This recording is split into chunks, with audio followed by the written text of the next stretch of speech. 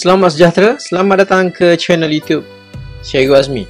Hari ini kita akan belajar pendidikan moral tingkatan 1. Jadi, tajuk kita hari ini iaitu dalam unit 7, bijaksana memilih sahabat. Masih lagi dalam bidang diri, keluarga dan juga persahabatan. Okey, tanpa membuang masa, kita teruskan pada slide saya yang pertama.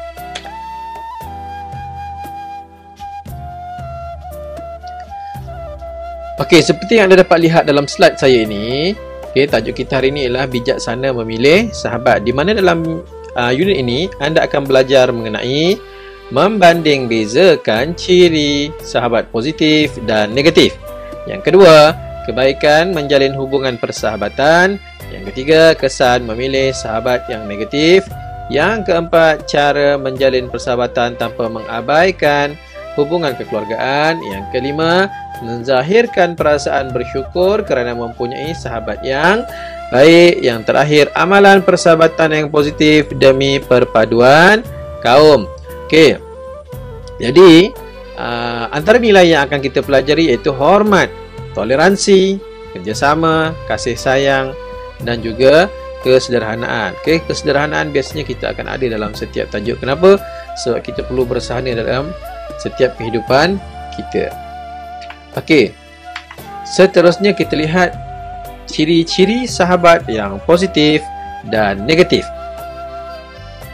Okey, yang pertama kita lihat dahulu apakah persamaan yang ada pada sahabat berciri negatif dan juga sahabat berciri positif ini. Okey, lihat yang pertama, penghibur hati. Dua-dua boleh jadi penghibur hati. Negatif boleh jadi penghibur hati, positif pun boleh jadi penghibur hati. Okey, nama pun kawan, nama pun sahabat. Mereka boleh jadi penghibur hati kepada kita. Yang kedua, memberikan bantuan. Sahabat negatif boleh beri bantuan, sahabat positif pun boleh beri bantuan. Tapi apakah ciri yang membezakan mereka? Kita lihat pada sahabat positif yang dulu. Sahabat yang positif ni biasanya ikhlas. Okey. Dia nak berikan bantuan, dia tak kisah awak ni level mana, miskin ke, kaya ke. Okay, ataupun awak ni kategori yang jenis suka memberi bantuan juga baru dia nak bantu. Tidak. Okey, dia ikhlas. Dia tak perlu fikir pun benda tu. Okay, yang kedua, prihatin. Dia nampak je sahabat dia susah, maka dia akan tolong sahabat dia.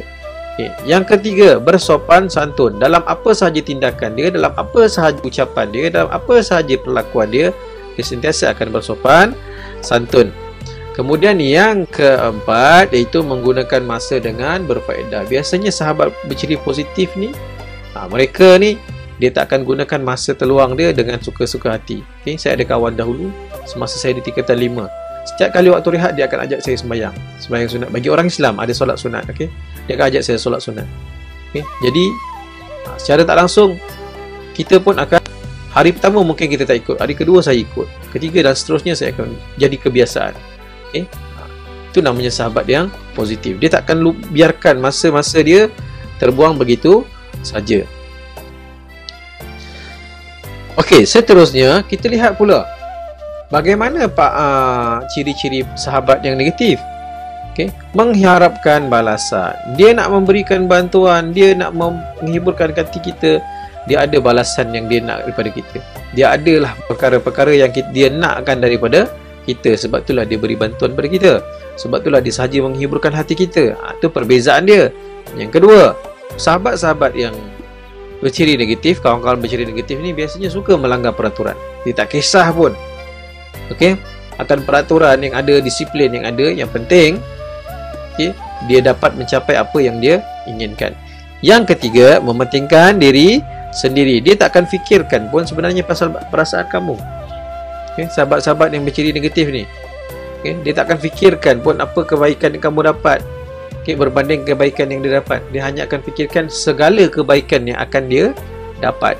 Dan yang terakhir, membazir masa. Sahabat berciri negatif suka membazir masa dengan apa sahaja yang dia boleh lakukan. Kalau boleh main game sepanjang hari, dia akan main game sepanjang hari. Boleh main game, tak ada masalah. Tapi main game ada limit dia. Awak boleh main Mobile Legends, awak boleh main PUBG, awak boleh main apa sahaja kamu nak main. Okey, tapi pastikan okey, ada limit dia sebagai seorang pelajar, sebagai seorang manusia, sebagai orang yang ada tanggungjawab pada keluarga. Okey, anda ada tanggungjawab pada diri anda, ada tanggungjawab pada keluarga anda. Okey, seterusnya, kebaikan memilih sahabat positif. Kenapa baik pilih sahabat yang positif ni? Yang pertama, tidak berasa sunyi dan kesorangan. Contohnya, bersama-sama berkongsi kegembiraan dan kesedihan. Tak rasa sunyi. Okey, sebab apa? Sebab dia akan sentiasa ikhlas bersama kita. Yang kedua, bersama-sama melakukan aktiviti.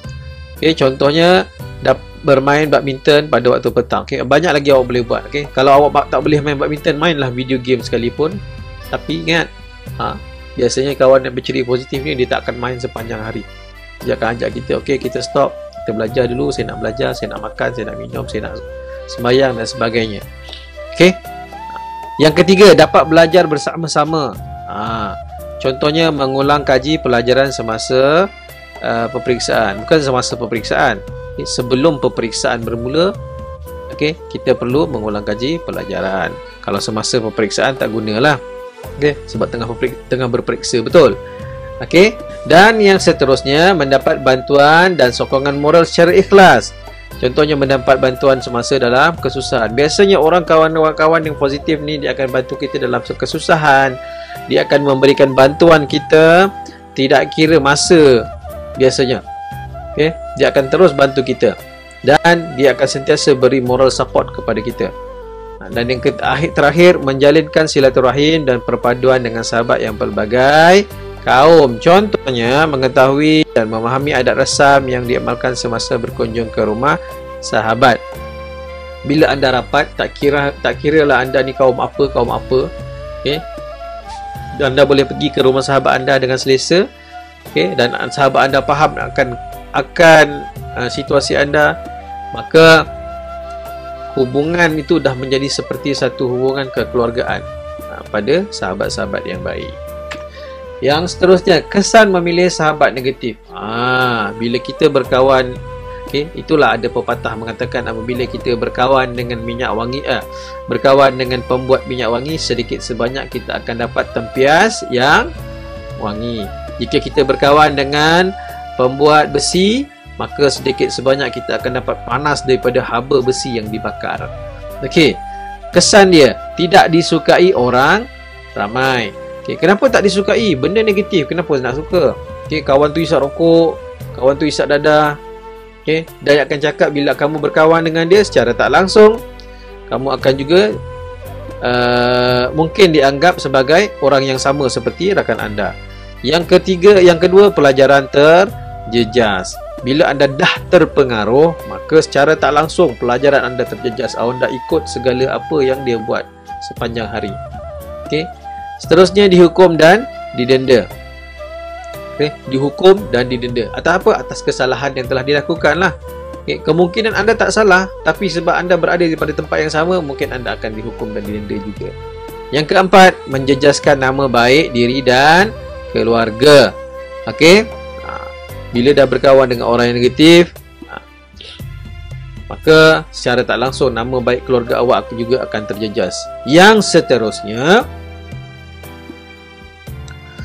menjejaskan masa depan. Kenapa boleh terjejas kawan dengan negatif ni? Dah kata pelajaran terjejas, maka secara tak langsung anda akan menjejaskan masa depan anda. Bila anda tak belajar, bila anda ponteng sekolah, ikut rakan-rakan yang negatif, maka secara tak langsung, okay, masa depan anda juga akan malap.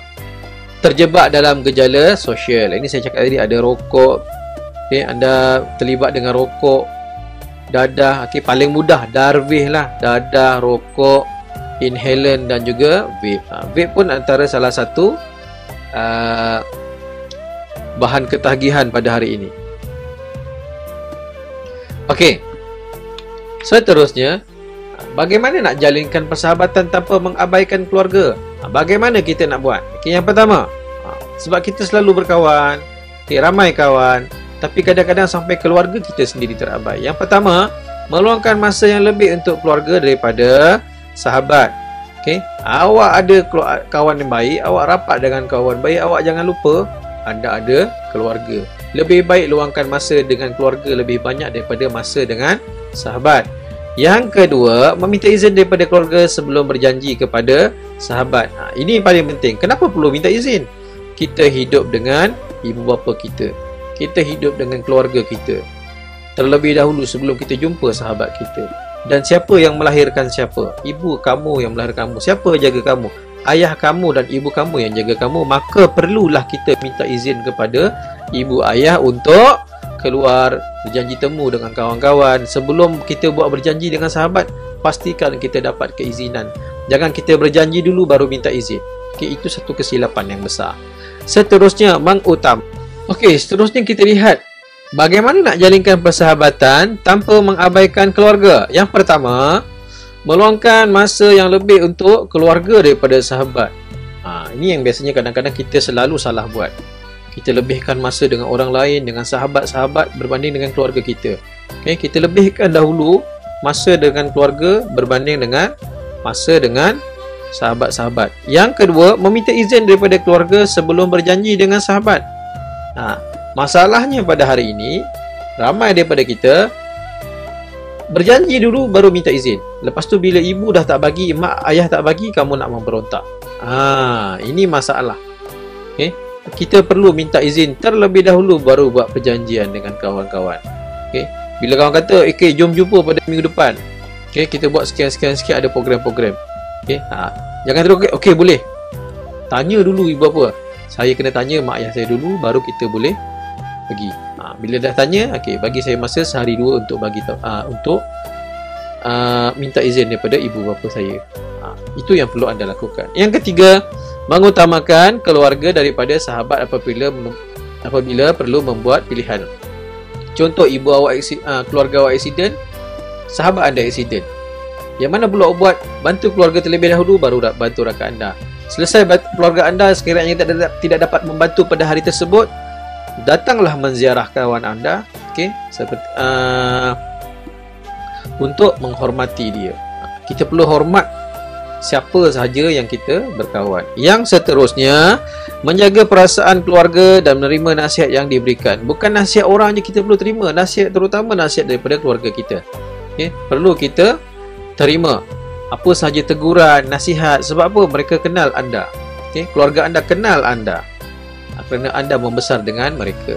Dan yang terakhir, tidak bertindak keterlaluan demi memenuhi kehendak sahabat sehingga mengabaikan kepentingan diri dan keluarga. Jangan fokus kepada permintaan kawan-kawan dia. Kita kena fokus terlebih dahulu permintaan daripada keluarga kita. Okay? Sebab apa? Sebab mereka lah, ibu bapa anda lah yang melahirkan anda. Ibu bapa anda lah yang membesarkan anda. Jadi lebihkan mereka. Sekiranya mereka tidak ada, maka anda pun juga tidak ada. Okey, tamat. Okey, baiklah murid-murid, itu sahaja pembelajaran kita pada hari ini. Jadi sebelum kita berpisah, hari ini kita dah belajar unit 7, iaitu bijaksana memilih sahabat. Okay, dalam unit ini anda mempelajari perbezaan ciri sahabat positif dan negatif. Yang kedua, kebaikan menjalinkan hubungan persahabatan. Yang ketiga, kesan memilih sahabat yang negatif. Yang keempat, cara bagaimana menjalinkan persahabatan tanpa mengabaikan hubungan kekeluargaan. Kelima, menzahirkan perasaan bersyukur kerana mempunyai sahabat yang baik. Yang keenam, amalan persahabatan yang positif demi perpaduan kaum. Okey. Setakat itu saja pada hari ini. Kita jumpa lagi dalam pembelajaran yang akan datang. Sebelum berpisah, sila like dan subscribe video cikgu, okey, channel Cikgu Azmi. Dan selamat sejahtera. Sekian, terima kasih. Jumpa lagi.